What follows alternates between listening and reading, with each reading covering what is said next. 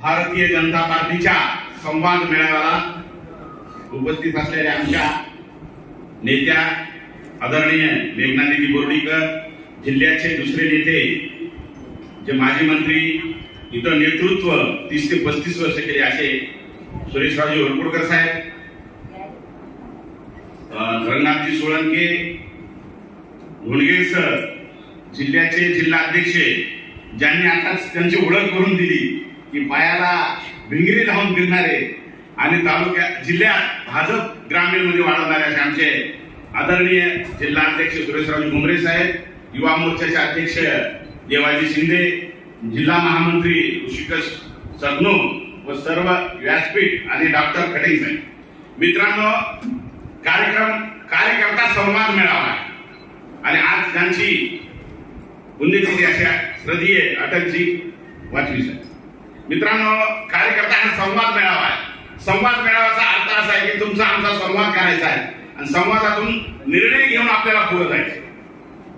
त्याच्यामुळे दिदीला इथं बोलवलेलं आहे आणि संवाद असा आहे की दिदी, मी काल एक बाहेर गेली, त्याच्या पूर्वी मला असं कळालं की इथल्या माननीय जे काही कोणी माझे आजी कार्यकर्ते ते स्वतःला नेते समजतात, आशाने लगेच बैठक लावली आणि बैठक लावून सांगितलं की तुम्ही तिथं ह्याला जाऊ नका, जनता दरबारला जाऊ नका.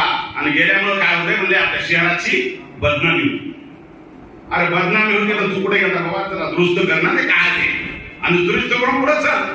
दिदी खरंच आहे, रंगनाथरावनं सांगितलं की नगरपालिका आजबी प्रशासन नावाला आहे, पण काही लोक घरी बसून नगरपालिका चालवतात आणि घरी बसून नगरपालिका चालवतात आणि स्वतःच्या अवसाचं घरकुल देताना एक उदाहरण आहे. कांबळे नावाचा सोनखेडमधला भोई समाजाचा कार्यकर्ता, ज्याच्याकडून 20,000 रुपये घेतले आणि त्याला सांगितलं की तू संबंधिताला भेट. ते बी ईश्वर, त्या संबंधिता भेटल्यामुळे ईश्वर बरं, नाहीतर त्याच्या पुढचं जास्त पैशाची मागणी होती. असे अनेक प्रकार त्या तालुक्यामध्ये चालू आहे.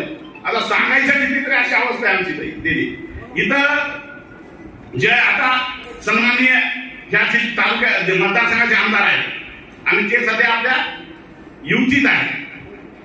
युतीत आहेत, आपल्या सोबत आहेत. म्हणून आम्ही काही त्यांच्याबद्दल जास्त पुढे बोललो नाही, त्यांच्याबद्दल काही जास्त टिप्पणी केली नाही, परंतु ते आम्हाला प्रत्यक्ष अप्रत्यक्ष त्यांचा विरोध चालू, प्रत्यक्ष होईल कुठं अप्रत्यक्ष होईल अशा पद्धतीने आमचा विरोध करतात आणि विरोध करून आम्हाला बऱ्यापैकी तालुक्यातून कसं आमचं खर्चीकरण होईल याचा शोध मोहीम त्यांची असते आम्हीच्या. आणि त्यातल्या त्यात नंबर 1 मी आणि रंगनाथ सोळंके हे 2 टार्गेट ठरवून आहेत त्यांचे. ठरवून म्हणजे हे दोघं ठरले पाहिजे, त्या पद्धतीने काम केलं पाहिजे. अशा पद्धतीचं काम इथले जे काही आपल्या युतीमध्ये आपल्या सोबत आहेत असे लोक करत आहेत. तर ह्याच्याही तुम्ही खमक्या पालकमंत्री, तुम्हाला काय कोणाची भेटी नाही. आम्हाला बरेच लोक म्हणतात दिदी नेहमी मुख्यमंत्र्याच्या मीटिंग घेतात. मुख्यमंत्र्याच्या कशा घेतात? नाही हो, साहेबाचा खाता आहे, साहेबाचा खाता असल्यामुळे दिदीच मीटिंग घेतात. मग एवढा निर्णय घेण्याच्या जनतेमध्ये दिदी तुमच्यावर विश्वास झालाय. एक कार्यकर्ता मला भेटला, अहो दिदीची बाईट आली म्हणले.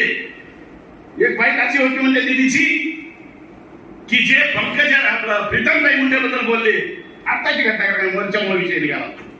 अहो दिदीनं असं झापलं म्हणजे त्या तितके कर्तव्य दक्ष जर दिदी असतील आणि तेवढ्या दक्षपणे लागत असतील तर त्या पालकमंत्र्यांच्या पाठीमागे जिल्ह्यानं उभा टाकलं पाहिजे. हे त्या सामान्य कार्यकर्त्याचं म्हणाले.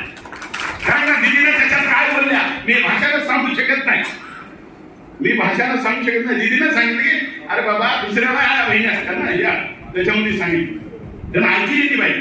कारण ती चुकीच्या पद्धतीनं कुठंतरी प्रीतमताईच्या संदर्भात जिंतूर तालुक्यामध्ये कॉमेंट केलेली त्याचा विषय होता. अशा अनेक प्रसंग आहेत दिदीच्या संदर्भातले.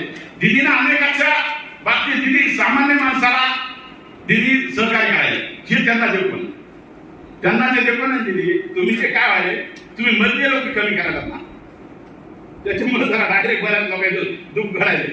कारण तुमचं कसं आहे, डायरेक्ट संवाद चालू आहे जास्त. म्हणून लोकांना काय वाटलं, दिदीनं जर आम्हाला विचारलं पाहिजे, आम्हाला बोललं पाहिजे.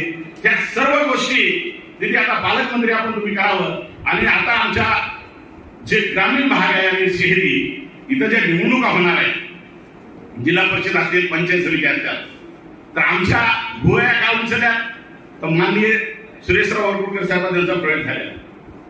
आणि साहेब तुमचा प्रवेश झाल्यामुळं मीच नाही कोणी म्हणाले तुमचं भाजप निवडून येते म्हणजे आमचं मन जरा कुरकुराले आम्ही जरा मोठ्यात गेलो पण आम्ही तसं होणार नाही आम्ही मागणार नाहीत नक्कीच कारण आम्हाला बरेच जण चढवायचा प्रयत्न करायला नाही आता तुम्हाला अडचण येणार नाही तसं नाही पण खरंच आम्ही सगळ्याची सेवा करणार आहेत सतप्रसन्न भाजप करणार आहेत आणि आम्ही प्रसंगी आम्ही एखादं पाऊल पाठीमागे घेऊ पण नव्याला कुणाला आल्याला आम्ही संधी देऊ आणि त्या पद्धतीनं भाजप वाढवायचं काम करू एवढंच बोलतो माझं लांबच चाललेलं भाषण नाटक केलं जय हिंद जय भारत.